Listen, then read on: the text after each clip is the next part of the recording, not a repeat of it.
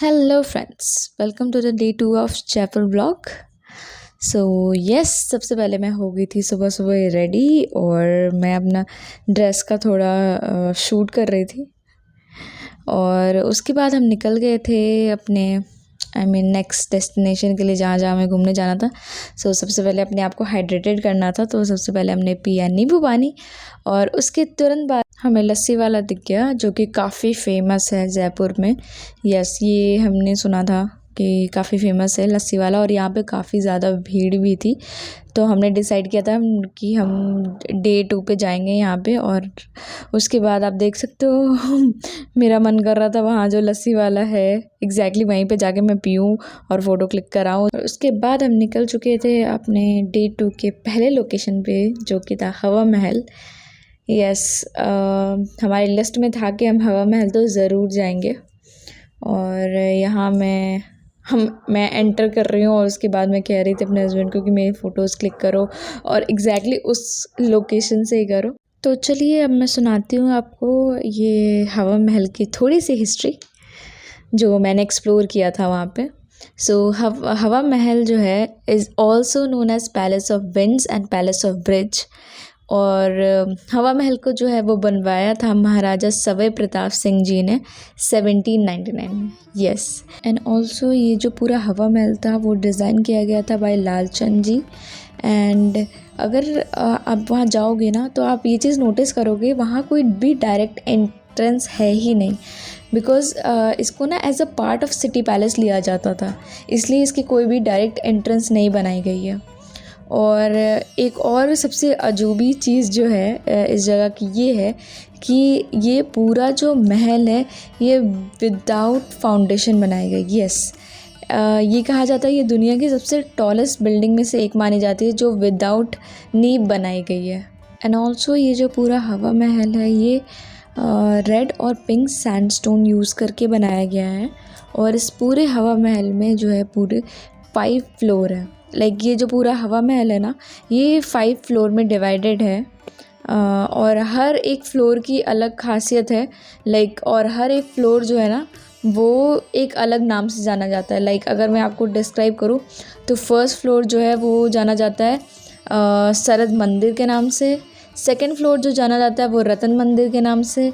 Third floor जो है वो जाना जाता है विचित्र मंदिर के नाम से। Fourth is known as Prakash Mandir and the fifth one is known as Hawa Mandir. और सबसे खासियत चीज़ इस चीज़ की है कि आपको जब आप ऊपर जाओगे ना तो ऊपर जाने के डायरेक्शन में आपको यहाँ पे कोई भी सीढ़ियाँ नहीं बनाई गई। ये डायरेक्ट आप देख सकते हो, जैसे मैं जा रही हूँ एक स्लोप्स है जो ऊपर जा रही है, वो इस तरीके से ही डायरेक्ट आपको 5th फ्लोर पे पहुँचा देती है। एंड ऑल्सो यहाँ पे 953 विंडोज़ है जिनको झरोखास भी कहा जाता है। और इन्हीं छोटे छोटे झरोखा से ही ना हवा पास होती है। इतनी धूप थी बाहर, इतनी ज़्यादा धूप थी, बट स्टिल जब हम अंदर गए थे ना हमें इतनी ठंडी फील हो रही थी ना। और मैं आपको बताऊं कि ये जो झरोखा जो जितने भी थे, आप छोटे छोटे झरोखा देखोगे, वो बनाए गए थे राजपूत रॉयल वुमेंस के लिए। जो राजपूत की जो बीवियाँ होती थी, जो रानियाँ होती थी उस टाइम की, उन्हें अलाउड नहीं था बाहर जाना। और वो इन्हीं छोटे छोटे झरोखा से ही ना बाहर की सिटीज़ और जो भी बाहर की चीज़ें जो सिटी में हो रही है वो इन्हीं झरोखा से ही देखा करती थी और इन्जॉय किया करती थी, क्योंकि उन्हें अलाउड नहीं था बाहर जाना। उस टाइम में जो भी हम जानते हैं कि पर्दा सिस्टम था, तो इस वजह से उन्हें बाहर जाना अलाउड नहीं था। एंड ऑल्सो एक बात और कि आप जब इसका हवा महल का जब आप फ्रंट और बैक व्यू देखोगे ना तो ये आपको ऑलमोस्ट कृष्ण भगवान जी का क्राउन की तरह लगेगा। यस, जो राजा थे राजा सवाई सिंह जी जो थे वो चाहते थे कि उनका जो यह महल बने वो ऐसे लगे कि लॉर्ड कृष्णा को डिवोटेड है ये। तो ये थी पूरी हवा महल की कहानी जो मैंने वहाँ पे सुनी थी। जो वहाँ पे बता रहे थे इन सब चीज़ों के बारे में, तो जो मैंने वहाँ पे सुना था वो मैंने सब जो सारी स्टोरी थी वो उसका सम अप आपको बताया। और बस हम यहाँ से निकल रहे थे और हमें एक्चुअली में रास्ता पता ही नहीं चल रहा था कि हमें निकलना किधर से, एग्ज़िट किधर साइड से। बट हम फिर बाहर निकल गए। उसके बाद हम आ गए थे बैक साइड पे। तो बैक साइड का व्यू देख सकते हो, ये बहुत ज़्यादा सुंदर दिखता है। और बैक साइड के जस्ट सामने ना बहुत ही सुंदर सी मार्केट लगती है, जहाँ पे आपको Jaipur inspired clothing and all मिल जाएंगे। उसके बाद जैसा कि मैंने आपको शॉर्ट्स में बताया था कि एक भले मानुष मिले थे हमें, जिन्होंने बताया था कि आपकी ये अगर आपको बहुत अच्छी अच्छी फ़ोटोज़ चाहिए हवा महल के सामने की, तो आप यहाँ पे एक कैफ़े है, आप उस कैफ़े में चले जाओ और जैसे ही ऊपर पहुँचोगे आपको बहुत ही सुंदर व्यू मिल जाएगा और आप वहाँ पे अच्छी फ़ोटोज़ क्लिक करा सकते हो। तो बस फिर क्या था, हम पहुँच गए कैफ़े में और जैसा कि उन्होंने बताया था बिल्कुल सही था।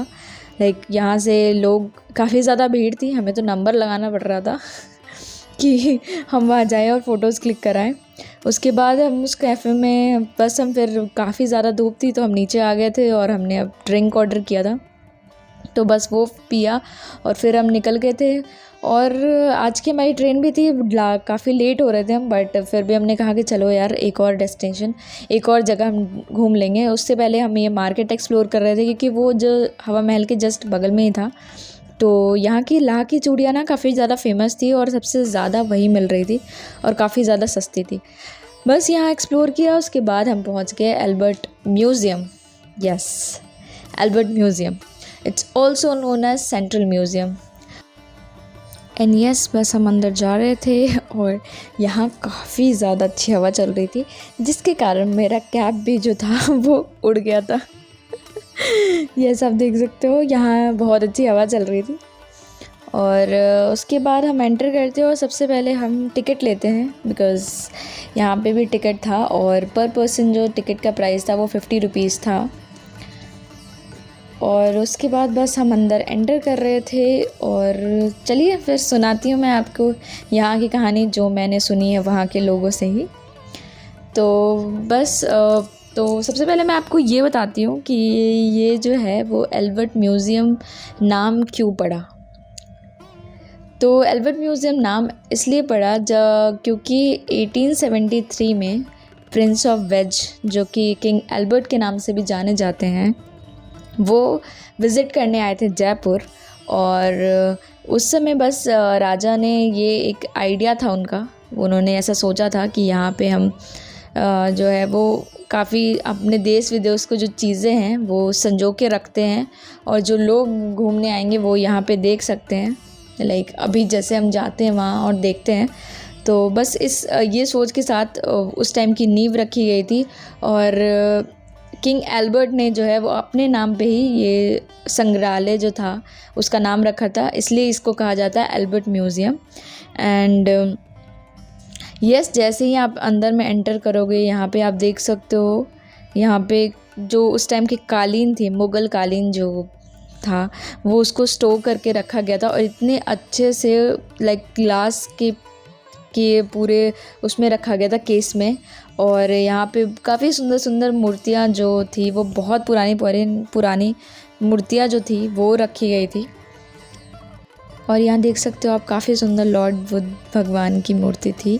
और यहाँ पे जितने भी वेपन्स जो यूज़ करते थे लाइक तलवार, गन्स, जो भी उस टाइम के राजा महाराजा वॉर के टाइम पे यूज़ करते थे वो सारी स्टोर करके रखी गई थी। लाइक डिफरेंट स्टाइल्स ऑफ, और जो भी जिस टाइम पे भी थी वो ईयर्स का भी मेंशन था बहुत अच्छे से। और एक चीज़ और कि ये बता दो कि ये जो है वो एल्बर्ट म्यूज़ियम को सेंट्रल म्यूज़ियम भी कहा जाता है। लाइक ये राजस्थान के ओल्ड म्यूज़ियम में से एक माना जाता है, जो कि ये सेंट्रल म्यूज़ियम जो था वो 1887 में घोषित हुआ था। यस, और फिर हम इतना ज़्यादा एक्सप्लोर वहाँ पे कर नहीं पाए बिकॉज़ हमें जल्दी निकलना था। उसके बाद हमने खाना खाया जिसकी वीडियो मैं ले नहीं पाई क्योंकि हम काफ़ी जल्दी में थे। फिर हम बस चेकआउट किया हमने होटल से और बस हम स्टेशन के लिए निकल गए थे और बस हम ट्रेन का वेट कर रहे थे। तो आज के लिए इतना ही। कैसा लगा आपको ये व्लॉग प्लीज़ बताना मुझे, and also like share and subscribe.